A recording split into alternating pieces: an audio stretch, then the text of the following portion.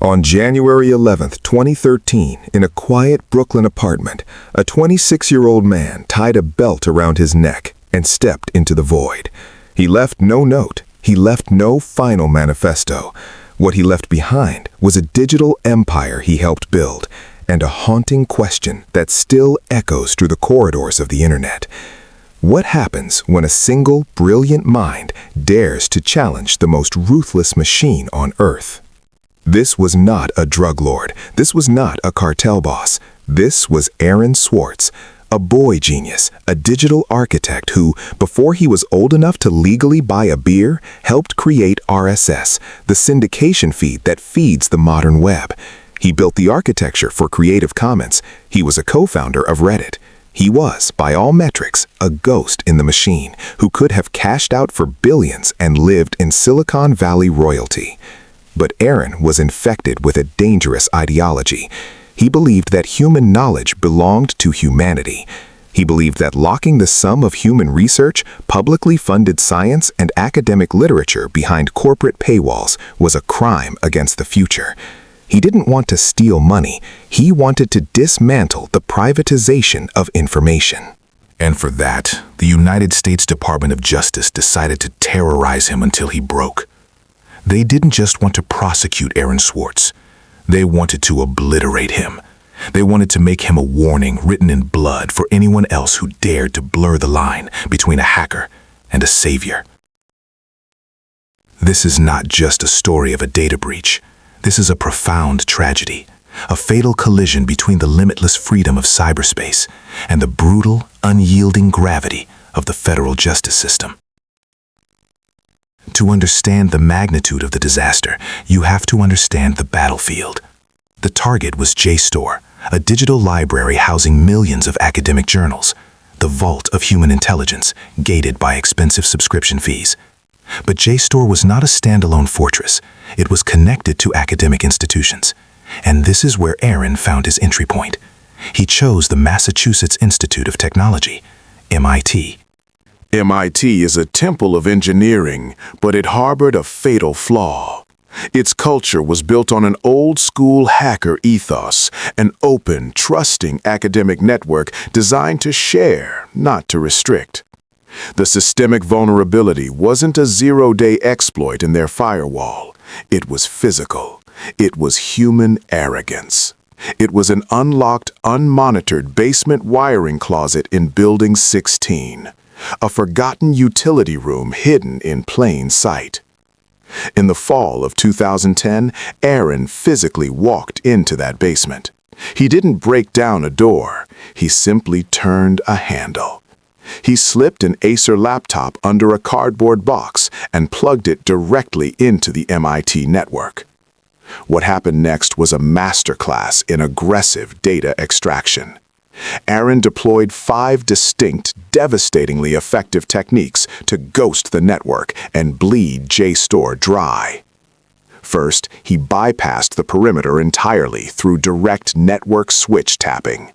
By plugging his hardware directly into the unmanaged switch in the wiring closet, Aaron bypassed MIT's external firewalls. He was no longer trying to breach the castle from the outside. He was standing inside the courtyard, disguised as one of the guards.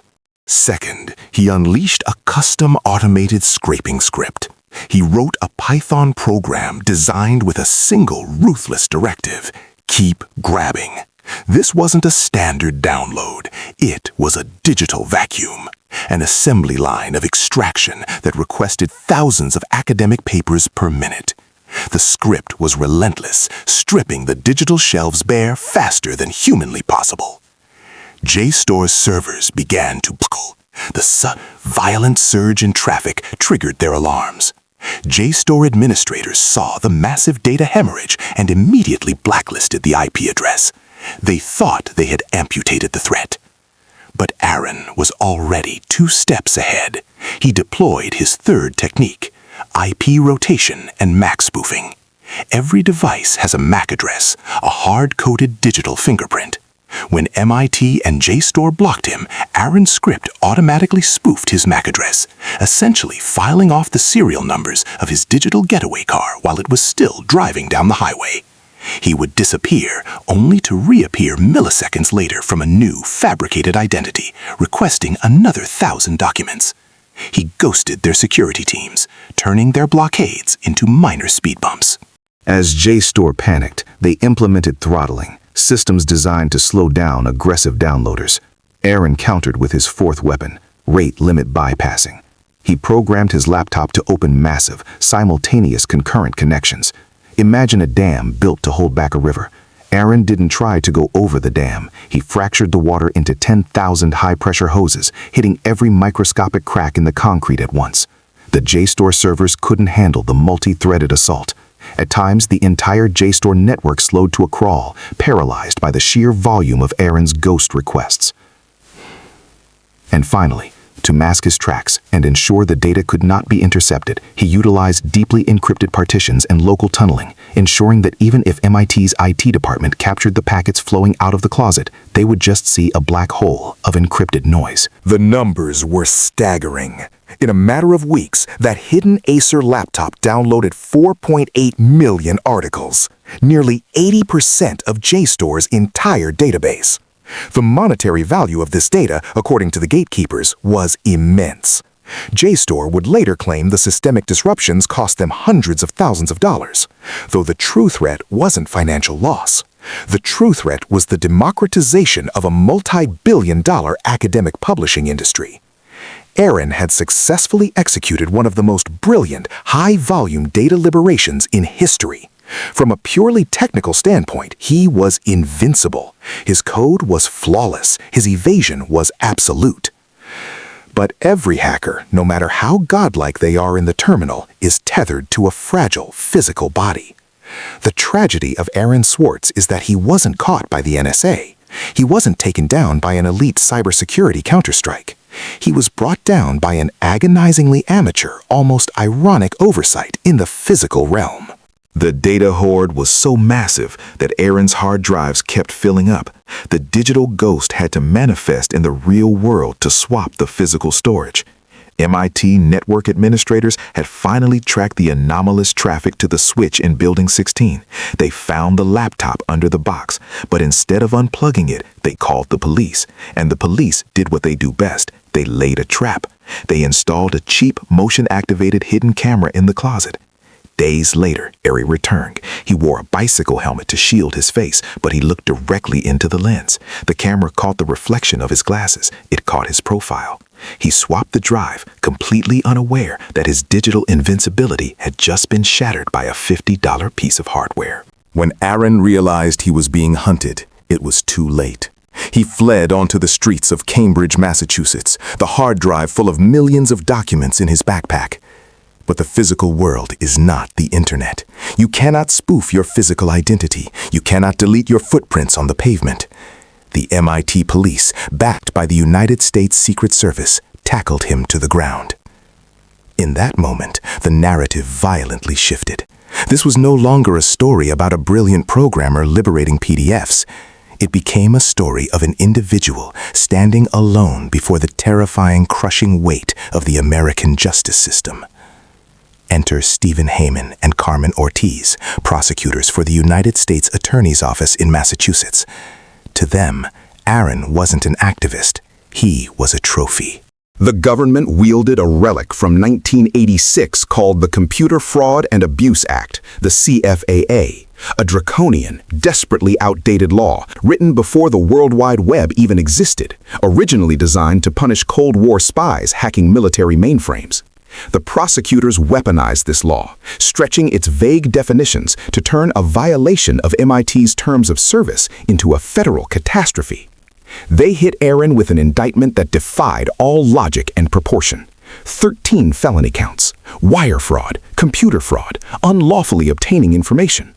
The parameters of his potential doom were apocalyptic. The Department of Justice threatened Aaron with up to 35 years in federal prison. 35 years! To put that in perspective, bank robbers, cartel enforcers, and violent abusers routinely receive a fraction of that time. Alongside the loss of his life, they threatened him with $1 million in fines. JSTOR, realizing the massive overreach, actually backed down. They secured their data, declined to pursue civil litigation, and asked the government to drop the case. But the machine of the state does not have an off switch. Once the gears begin to grind, they demand flesh. The Department of Justice refused to let it go. They recognized Aaron's influence. They saw his power. Aaron had recently led a massive, successful internet campaign to defeat SOPA, the Stop Online Piracy Act, a bill that would have allowed the government to censor the internet. Aaron had mobilized millions of people to shut down the Capitol's phone lines. He had proved that a single coder could organize a digital army capable of defeating corporate lobbyists and federal politicians. The government didn't just want to punish Aaron for JSTOR. They wanted to dismantle the archetype of the hacktivist. They wanted to terrorize the entire tech community. The message was clear. If we can crush Aaron Swartz, the architect of your digital world, we can crush any of you. The asymmetry of power was sickening.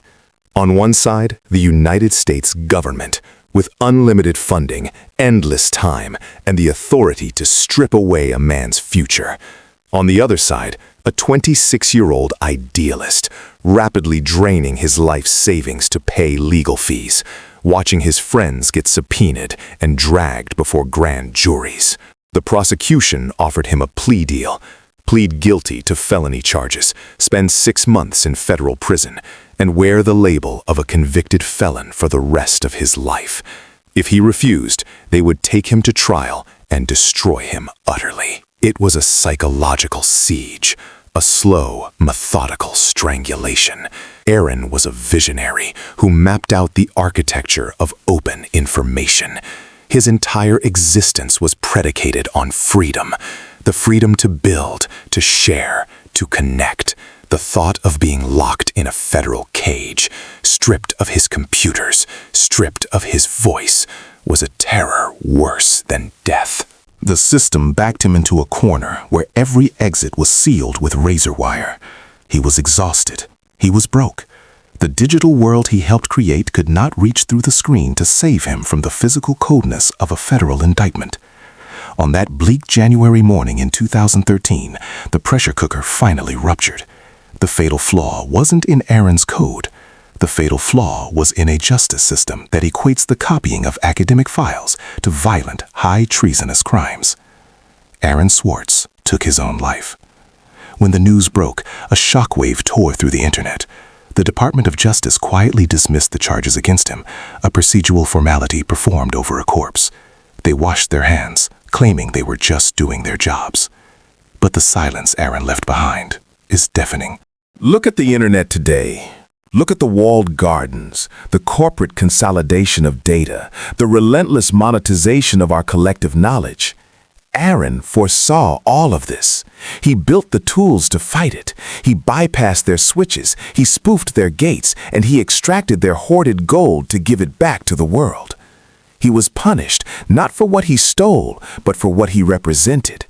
He represented the terrifying idea that an individual armed with nothing but a keyboard and an uncompromising moral compass could actually disrupt the Leviathan.